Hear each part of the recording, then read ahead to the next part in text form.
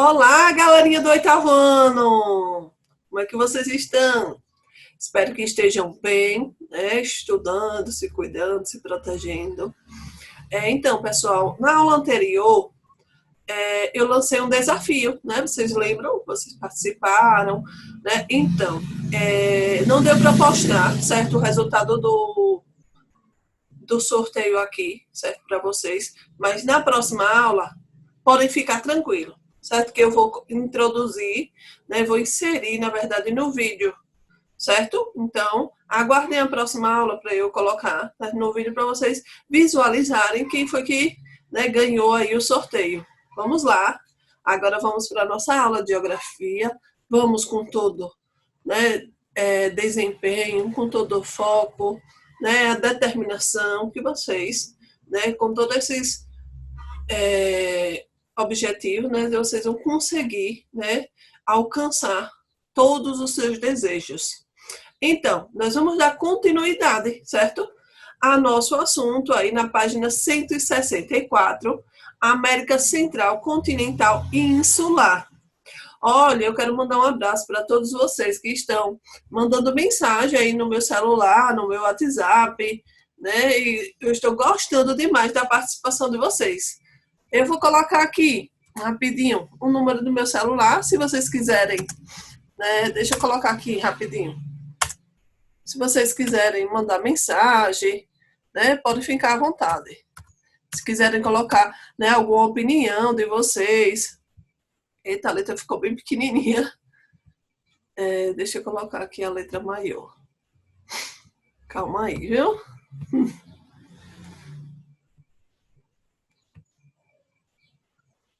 Então, quiserem mandar alguma mensagem, alguma opinião, né, podem ficar à vontade. Esse é meu telefone.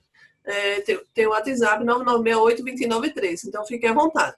Então, nosso assunto, América Central, Continental e Insular. Então, nós estamos falando aí do continente americano e vamos dar continuidade aí à nossa aula. Então, aqui é o mapa, né, da América Central e América Continental, a parte continental e a parte insular, que é a parte das ilhas. A economia insular, né, a principal atividade econômica da região do Caribe é a agricultura. O destaque aí na agricultura é a cana-de-açúcar, que é o maior produtor, Cuba. E também tem outros produtos que são cultivados, banana, fumo, café e algodão. Então, a produção agrícola é predominantemente para o mercado externo. Então, dentro, né, aí, no país, né, nos países que têm uma produção, eles acabam produzindo para vender, né? Para vender para fora. Em 2014, mais de 80% dos estabelecimentos agrícolas caribenhos se dedicavam à agricultura familiar. Então, né, aí nas ilhas do Caribe, os caribenhos, agricultura familiar. Agricultura familiar é o quê, professora? Agricultura familiar, agricultura para o seu próprio sustento. Né? Aquela agricultura que você utiliza a mão de obra da família, certo? Que é a família que ajuda na produção da agrícola, certo? Ocupando apenas 23% das terras agrícolas, as unidades familiares utilizam majoritariamente técnicas tradicionais, né? Pouca tecnologia, o que faz com que a produtividade seja baixa, destinada principalmente à subsistência, como eu falei para vocês. A agricultura familiar, a própria família que trabalha, é voltada a suprir a necessidade da família, certo? E não utiliza técnicas modernas. Por quê? Porque não tem condições, né, de investir. Como vocês sabem, a tecnologia, né, é muito avançada e a tecnologia é muito cara. Né? Comprar máquina, comprar equipamento é complicado. Né? É só para grandes empresários, né, que tem todo esse suporte aí, né, que para suprir aí a necessidade. Esse tipo de produção, historicamente abandonada pelos governos nos últimos anos, passou a ser reconhecida como uma atividade com grande potencial de ampliar o abastecimento de alimentos na região e melhorar as condições de vida das populações rurais mais vulneráveis. Então, tem condições, sim, né, da agricultura familiar crescer, é só os governantes investirem. E aí, como vocês sabem, existe pouco investimento, né, na agricultura e principalmente nessa parte da agricultura familiar. A agricultura familiar é um pouco esquecida. Então, o que é que acontece? Essa população, essas famílias, acabam ficando excluídos, esquecidos, né? E aí acaba crescendo a imigração, né? A migração, as pessoas acabam saindo do campo, migrando para outras cidades ou outros países em busca de oportunidades de trabalho, em busca de emprego, em busca de quê? Qualidade de vida. Essa é a real, né? Então, você sai daquele conforto, né, de casa, de ter aquela comidinha do básico, então você vai migrar para tentar uma condição, né, uma sobrevivência melhor. Outro destaque, né, na economia caribenha é o gás natural e o petróleo. Certo? O país está entre os maiores exportadores de gás natural no mundo, tendo como principal comprador Estados Unidos. Mais uma vez, Estados Unidos presente aí, né, na economia da América, né? E aí 65% do gás importado pelo país provém da Trindade e Tobago. A atividade industrial no Caribe é pouco desenvolvida, né? Por quê? Porque falta de investimento, né? Então acaba prevalecendo ainda aí a confecção de roupa ou artesanato, né? Os produtos cerâmicas, então mais assim que utiliza mais mão de obra. O turismo, né? É muito procurado, né? Principalmente por causa das praias e as florestas, né, que representa importante fonte de renda para os países caribenhos. Então, hoje em dia, as pessoas estão em busca de um turismo mais calmo, um turismo mais tranquilo, né, um turismo mais sossegado, né? Porque antigamente as pessoas iam para as grandes cidades, para aquele fuvoco todo, aquela agonia, aquele trânsito caótico, e hoje não. Hoje as pessoas querem fazer turismo, um turismo mais tranquilo, onde não tinha muita gente, né? Onde seja um lugar mais para descansar. Então as pessoas estão buscando lugares calmos para descansar, porque a vida nas grandes cidades é muito turbulenta. Então, a vida nas grandes cidades, eles já estão acostumados, né? E quando vai fazer turismo, opciona, né, por uma coisa mais tranquila. Então, por isso que acaba sendo um forte, né, o turismo, assim, as praias e as florestas. Então, os canais do Panamá e do Nicarágua.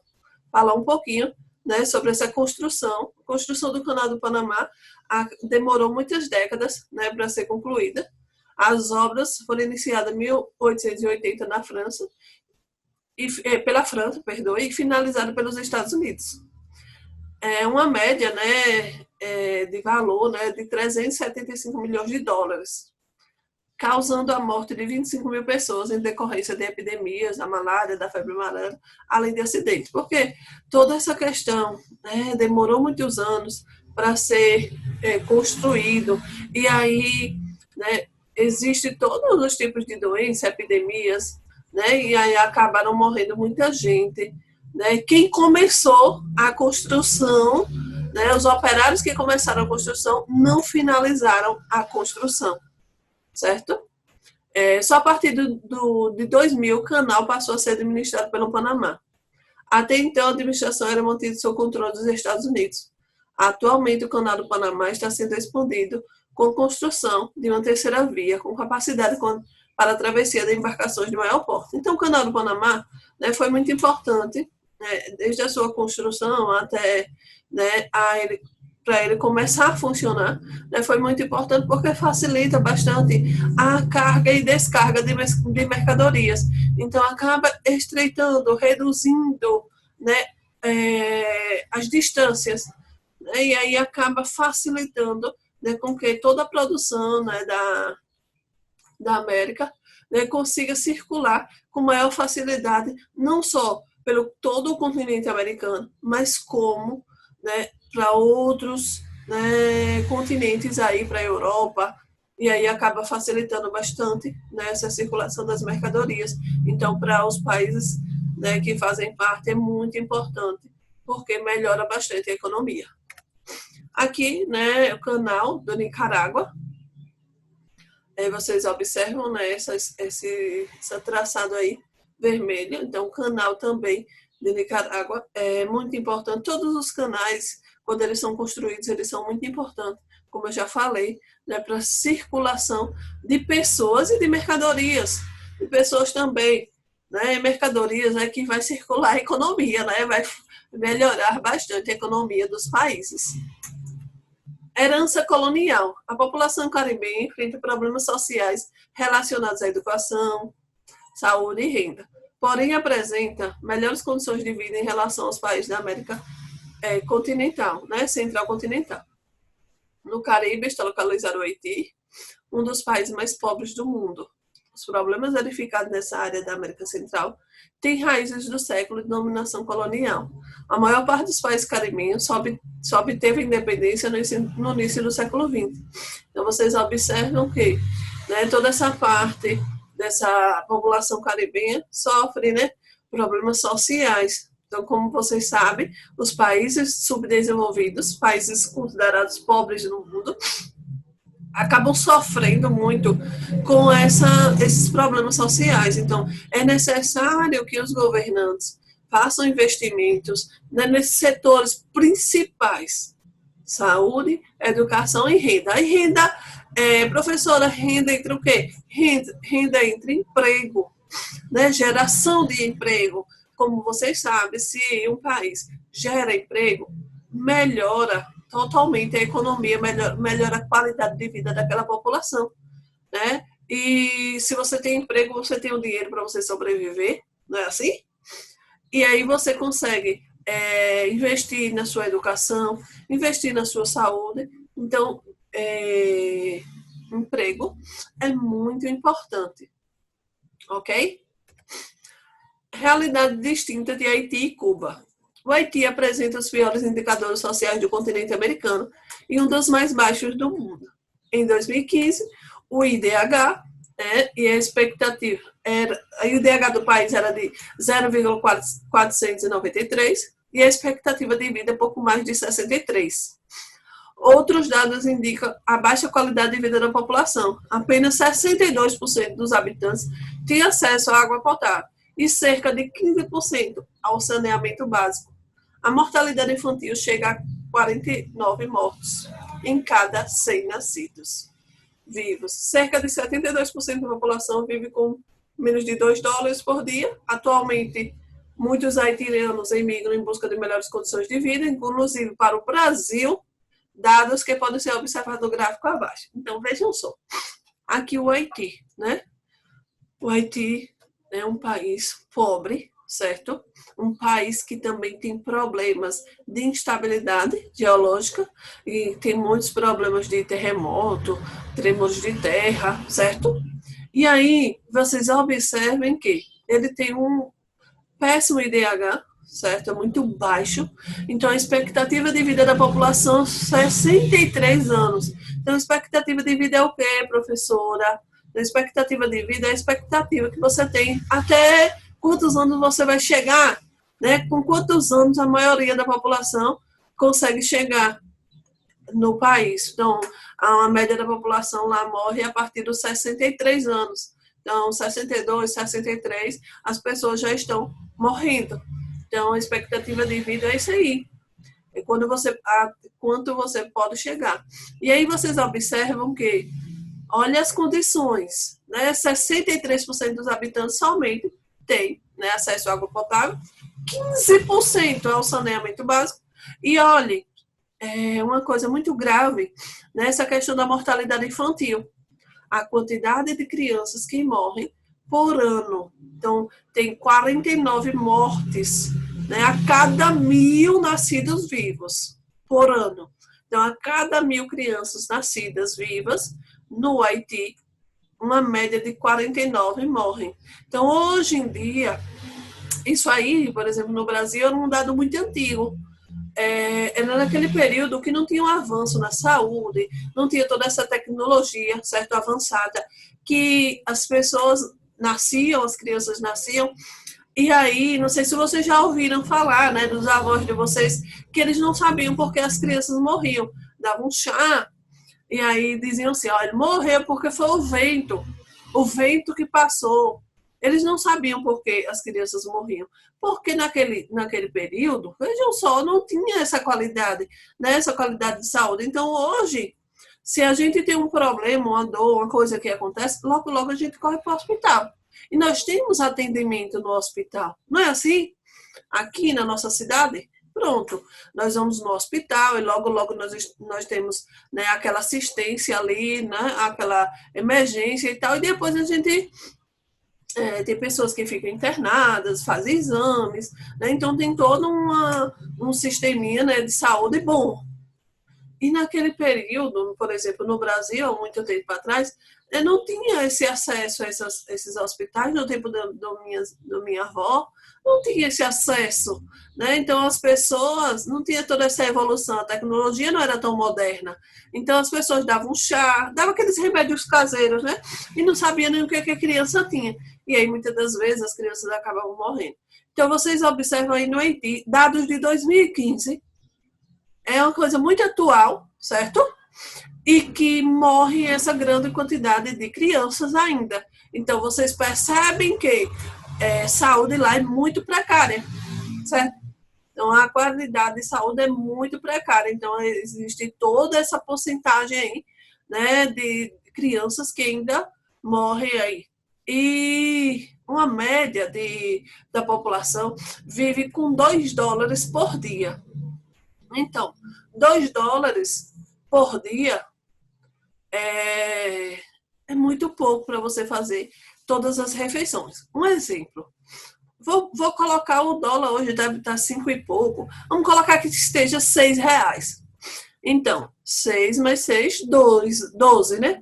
Então, vamos dizer que você tinha R$ 12, certo? Para fazer todas as refeições. Café da manhã, o almoço e a janta. Sem direito a nenhum lanche. R$ 12 dá? Né? Não dá. Você, professora, dá sim. Eu como um pão de manhã, aí eu como meio-dia um arroz só, um arroz com ovo, e quando for à noite eu como pão novamente, com manteiga ou um pão com alguma coisa, com ovo. Então dá para passar. Então vejam só, alguns dias vai dar, certo? Mas depois seu corpo vai ficar o quê? Debilitado. Vai precisar das vitaminas, das proteínas, né, que todos os alimentos têm. E acaba fazendo o quê? Suas condições, né, o seu físico vai ficando fraco, né, vai adoecendo. Então, tem condições de comer com R$ 12? Tem, mas não vai suprir a sua necessidade diária, certo? Então, você vai comer aquela comida que não vai sustentar o seu corpo. Então, é por isso que tanto a qualidade de vida, né, a expectativa de vida lá é muito baixa. Ok? Espero que tenha entendido, viu? Cuba, depois de conquistar sua independência da Espanha, no final do século XIX, Cuba foi controlada pelos Estados Unidos, o que dava a esse país o poder de intervir política e militarmente na ilha. Em 1959, um grupo de guerrilheiros, liderado por Fidel Castro, conseguiu derrubar o governo corrupto e pró-estadunidense de ditador Fulgêncio Batista. Em pouco tempo, Fidel e seu grupo implantaram no país o regime socialista. A economia cubana, de base agrícola, não se desenvolveu durante o período de controle dos Estados Unidos e se manteve até 91 com a ajuda econômica da União das Repúblicas Socialistas Soviéticas, ou RSS. Então, aqui, a Cuba foi controlada, né, pelos Estados Unidos. Estados Unidos comandava Cuba, depois Cuba consegue conquistar sua independência, né, e consegue, né, implantar seu regime socialista. O regime socialista é um regime que preza, né, igualdade para todos, certo? Então, o Cuba prevalece aí o regime socialista. Então, aqui no mapa nós temos a produção, certo? A produção agrícola de Cuba, cana-de-açúcar, fumo, café, criação de gado, arroz, cítricos, a zona industrial, principalmente as zonas turísticas, improdutivo. Então, nós temos aqui, né, toda a estrutura econômica Da Rússia, nós temos a produção agrícola e nós temos também a parte da industrialização, né, que tem uma porcentagemzinha de desenvolvimento na industrialização em Cuba. Então, Cuba, né, passou por toda essa situação dos Estados Unidos, sofria muito, né, para conseguir manter uma relação boa com os Estados Unidos, mas, né, até quando ele chegou, né, a conseguir aí a sua independência. Então, em represália, os Estados Unidos impuseram aos cubanos um embargo, né, um bloqueio econômico que perdura até os dias de hoje, impedindo o país aliado aos Estados Unidos de manter relações comerciais com a Cuba. Negociações sobre o fim do embargo comercial tiveram início em 2014 por meio de uma tentativa de reaproximação do então presidente dos Estados Unidos, estadunidense, Barack Obama, com Raul Castro, irmão de Fidel Castro, presidente de Cuba na época. Em julho de 2017, Donald Trump, então presidente dos Estados Unidos, cancelou a política de Obama, porque depois que Cuba, né, conseguiu sua independência, ele acabou, né, cortando as relações comerciais, né, com os Estados Unidos. E ele acabou, na verdade, influenciando com que os outros países não comprassem mais nada de Cuba. Aí Cuba ficou, né, nessa situação, produzindo e não tinha quem comprasse. E aí no período, né, o Barack Obama, do presidente Barack Obama, ele conseguiu, né, eles estavam em negociação, o presidente de Cuba e o presidente dos Estados Unidos tentando negociar para tentar liberar, né, para que eles conseguissem comprar, né, o produto de Cuba, para melhorar a qualidade de vida, para aumentar a expectativa de vida do pessoal de Cuba e circular, né, as mercadorias. Bom, estavam em negociação, mas quando Donald Trump entra, ele acaba, né, cancelando essa negociação. Então, Cuba voltou lá ao zero, né, não tem mais negociação com os Estados Unidos, até que volte, né, as negociações. Então, Cuba tem até uma expectativa de vida boa, tem um IDH de 0,775, né? Em 2015, olha a expectativa de vida, 81 anos para as mulheres, 77 para homens. E aí, quando vocês observam essa expectativa de vida, vocês já observam que os dados do país é muito bom, né? Porque uma porcentagem boa chegam até 81 anos e os homens 77. E a porcentagem de adultos alfabetizados alcança 99%. Então, lá em Cuba, eles têm toda uma política de investimento em educação. Né? Vocês lembram falavam assim, olha, lá no postinho tem um médico cubano. Ah, lá no postinho tem um médico cubano. E lá, a educação é gratuita. Então, você faz medicina de graça. Né? Você faz outros cursos, engenharias, né? Que aqui no Brasil são uns cursos caríssimos, advocacia, né? Para ser advogado, tem tudo de graça lá, né? É um ensino gratuito. Mapas qualitativos. Os mapas qualitativos registram a localização de diferentes fenômenos ou de diversas categorias nas quais se enquadram, descrevendo qualidades desses espaços. A diversidade da realidade é produzida por variáveis visuais. Então, são os mapas representativos, né? Eles têm toda essa questão de cor, de tamanho, dos fenômenos que acontecem, para tentar, né, ter essa diferenciação e essa variação. No mapa a seguir foram utilizados diversos recursos para representar a organização do espaço da América. Vamos observar aqui. Então, olha, o mapa é a América, a Organização do Espaço de 2013. E aqui vocês observam, né, na legenda, a região econômica. Então, nós temos aí os rosa, mais clarinho, turismo, litoral. E vocês observam que é todo o continente americano, certo? Seja ela a América do Norte, a parte em cima, a América Central, eu não sei, e a América do Sul. Também tem característica, né? Ele está identificando o que acontece em cada espaço no todo o continente americano. Ok? Espero que vocês tenham entendido. Nossa aula vai ficando por aqui. Fiquem em casa, se cuidem, fiquem com Deus. Até a próxima aula e respondam aí a atividade na descrição do link, do link, na descrição do vídeo. Um forte abraço, fiquem em casa, fiquem com Deus. Tchau, tchau!